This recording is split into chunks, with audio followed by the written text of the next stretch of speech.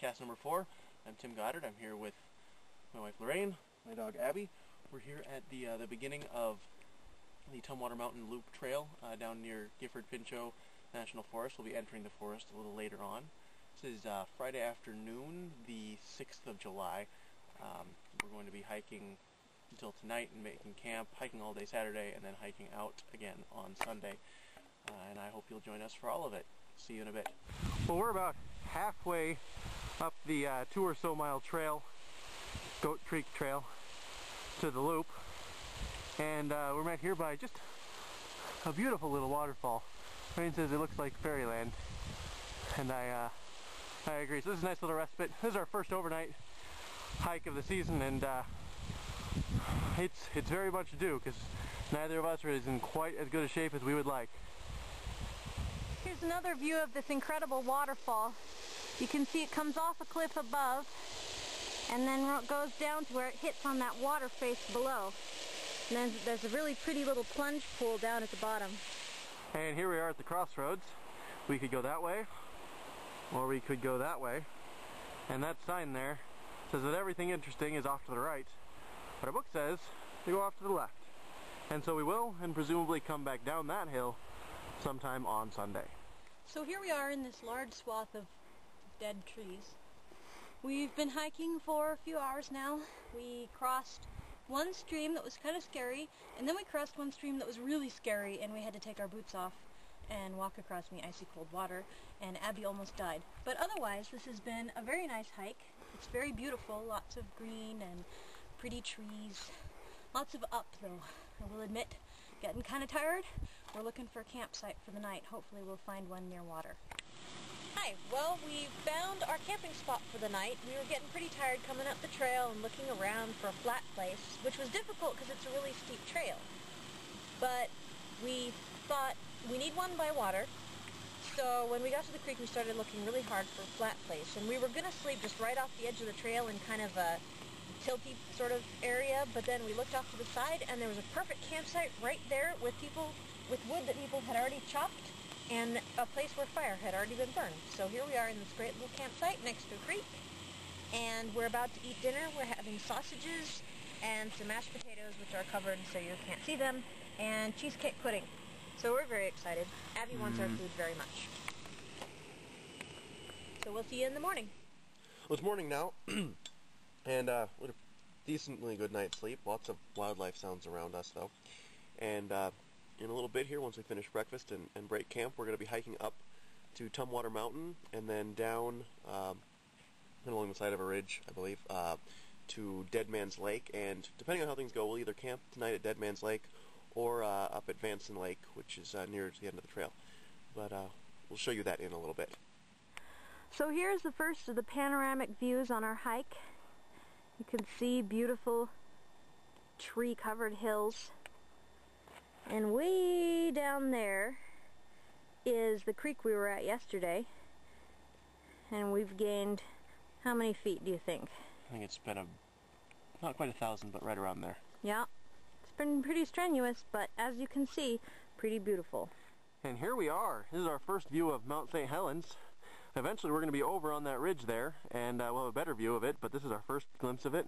You can see behind the live ridge, as it were, the dead ridge behind it, where all the trees are falling down, and I can make it out, but I don't know if you can. You can see the trees laying where they were blown back by Mount St. Helens when it blew roughly 25 years ago.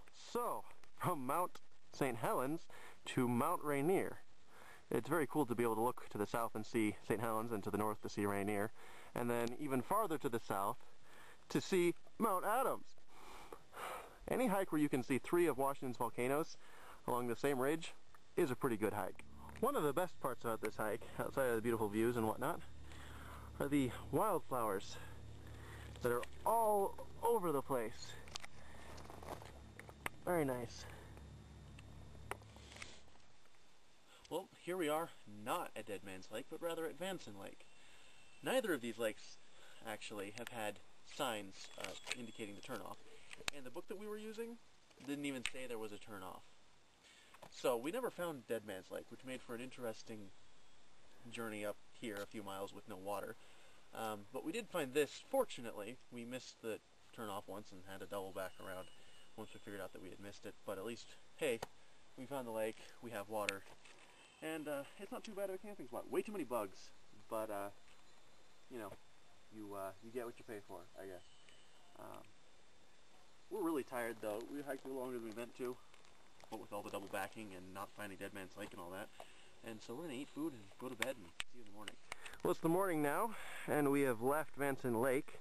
That's not Vanson Lake. And we've hiked up Vanson Peak. Actually, it's just me and Abby. Lorraine stayed at the trailhead to the Vanson Peak Trail. But I think she's missing out, because this is incredible. Right there, you see, is Riffy Lake. We drove by that coming in. And then if you look down, that ridge of trees, that valley right there between those two, the ridge of trees and the hill, that's what we hiked up.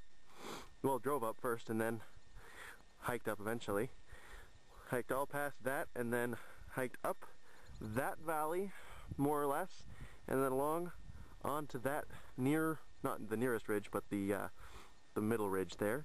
Hiked along that ridge. That's where we saw Rainier and Adams. It's socked in right now, so you can't see that, which is unfortunate. And we hiked along there and along the ridge and do-do-do.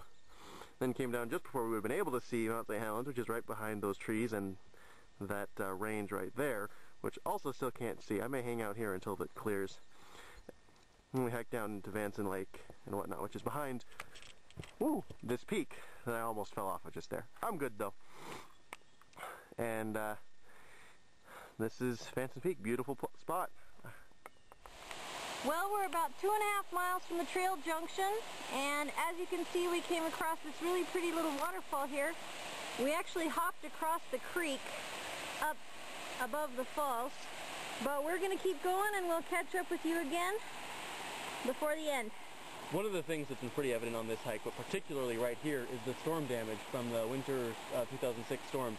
Right there you can see a tree that came down and took several tons of earth and plants with it. Then over here you can see just a whole jumble of logs and trees that have fallen down. Some of them look like they were already dead, but this one here at the bottom was alive. You can see where it was originally right there. It toppled down, cracked in half down at the bottom of the creek, and then runs all the way up here where they had to just go nuts with the saws to get it off of the trail. And then it continued way farther than I can tell right there. We've seen a lot of this kind of damage, nothing quite like this, but a lot of brush and things on the trail. We've managed to get some of it off ourselves as we've been going along when we weren't too tired to focus on anything but walking. But there's a lot of damage that's still been done, and trails like this aren't going to get a lot of attention because they're still passable when there's so many trails that aren't passable. So, when you're hiking, do a little bit of good deed and knock some stuff off the trail just to keep it clean for the rest of us. Well, here we are at the end of the trailhead. All told, the loop itself is 19.5 miles.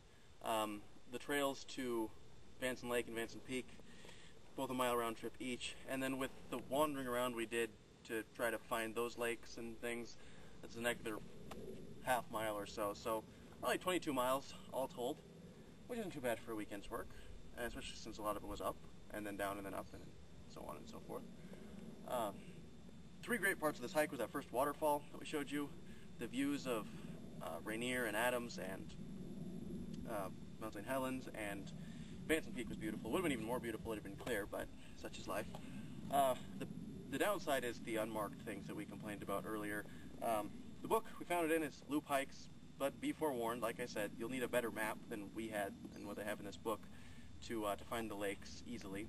And you'll want a better map to actually find the trailhead easily, because as apparently is a theme, because this happened last time, the book left out one very important intersection in getting here. All told, a good hike. Could have been a great hike if we'd had better instructions, but those three things were worth the price of admission by themselves. So I had a good time. Lorraine, you had a good time? Mm-hmm.